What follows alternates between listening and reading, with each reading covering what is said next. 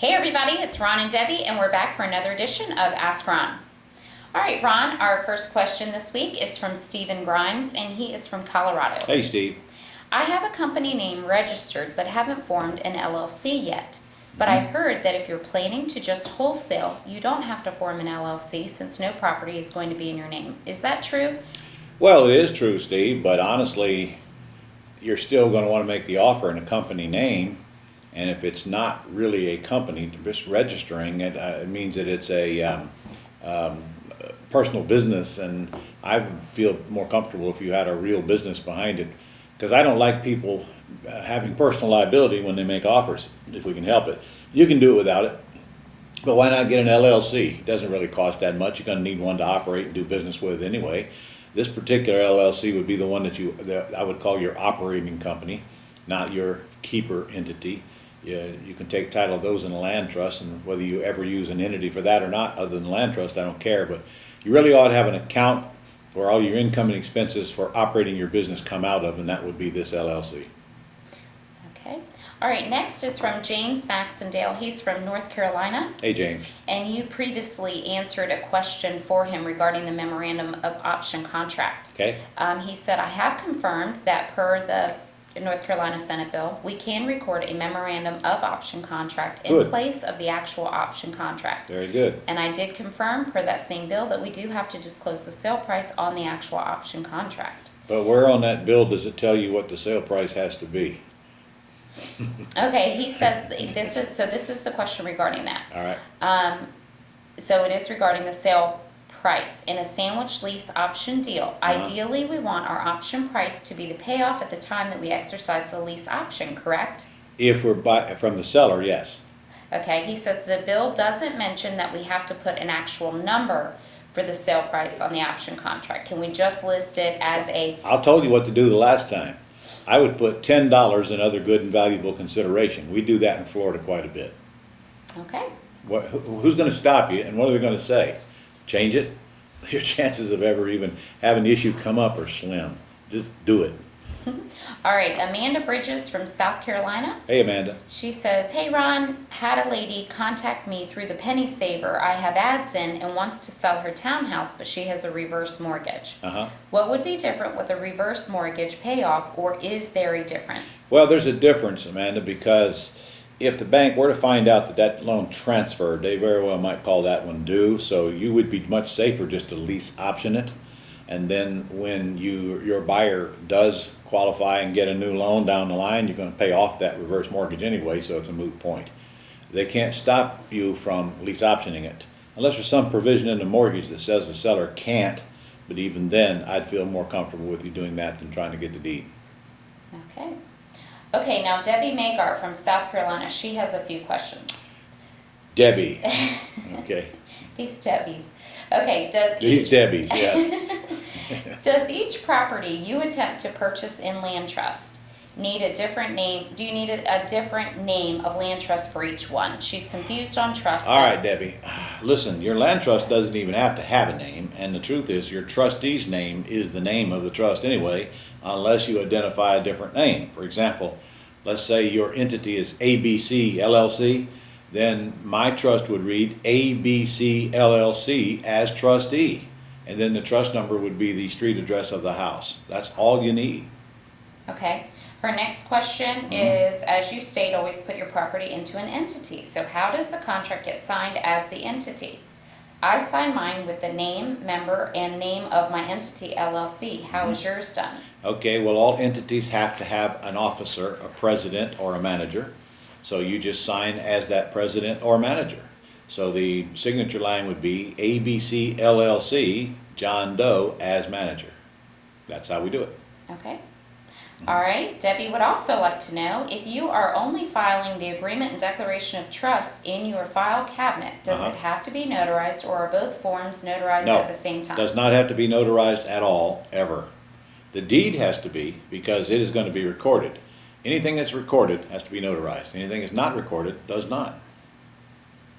Okay, and I think this question that she's asking this time relates to what you may have just answered. So if my LLC owns but is moving to the trustee position, do I now have to file this is taxes. Do I have to file taxes individually on each trust? All LLCs have a tax return. No land trust has a tax return. Land trusts are not required to file income taxes, nor are they required to have an ID number or a bank account. However, the land trust must have a beneficial interest. That entity that owns it, or that person that owns it, will report that property on their income taxes, whichever occurs. And that's where it goes through to the IRS. It does not affect your taxes one way or another. You have to report it in whatever entity you that's receiving the money and paying out the money. That's the simplest answer. Ye who gets money claims it on their taxes. Okay. All right, that was it for Debbie. Right. Next is from Cassie Phillips from Illinois. Cassie? I have a couple questions. How can I eliminate the EM issue when putting in offers on REOs or HUD properties? EM meaning earnest money. Okay, intending on doing volume in the future. I do have a buyer's list that I am building, however. Is there a best way to get an EM partner beforehand? All right, first of all, you don't need an EM partner, because you do not put up an earnest money deposit for every offer you're making. What you do is you put the offer, the deposit is, you have 48 hours to render the deposit after the offer is accepted. That's what we do in all of our REO contracts. HUD, I don't care who it is. And then when we do get them accepted, we go out to the house and verify we want the house, then we put up the deposit. We do that at every boot camp we do everywhere in the country. Now, in a case where the lender requires the earnest money deposit to be in a realtor's account, you simply write the realtor a check and they will hold the check so they can legally say they have the money in their possession for the earnest money deposit. But the last thing I'd want you to do is have money floating around all over the place making a bunch of offers on REOs. That would be a nightmare. By the way, how do you think I learned that? Same way. No, we don't put up money till we get an offer accepted. Okay. Okay, our next question is from Scott Williams, and Scott could be from Virginia, Florida, Washington, or North Carolina, because we have Scotts in all those states, and he didn't say. Scott, you have Scott Williams in all those states? Yes. Okay. Okay, so after studying the current Foreclosure Fortunes course, which was taped in 2010, I'm having trouble with one of the techniques mentioned by the McNeils, which is getting a list of pre-NODs and targeting them with yellow letters. I spoke to Ashley at yellowletter.com, and she stated that the info is not readily available anymore, even for purchase. All right, let me answer that question. It is not. That was a very difficult and expensive list to get to begin with. Now, since we don't know what state you're in, the answer is going to hinge on perhaps your state. For example, in the state of Washington, you cannot mail to people you know are in foreclosure. In the state of Florida, even if you do mail to them, you cannot buy their property subject to or even get an option on it unless it's an all-cash purchase after they've been filed on if they live in the house. So I'd have to know that state to be able to advise further on that. However, you can get a list of people that are in foreclosure, meaning they've been filed on in pretty much any state. So if that is applicable where you live, that's a list you want to mail to. The pre-NOD list, very difficult if it even exists anymore. But you know, it's just one of many lists. So come back to me and tell me what state you're in after you do a little review and make sure there's no issues in your state with contacting people that have been filed on or in foreclosure, and restructure that question, please. Okay. All right, our last question, Ron, is from Mauricio Jimenez from Florida. Hey.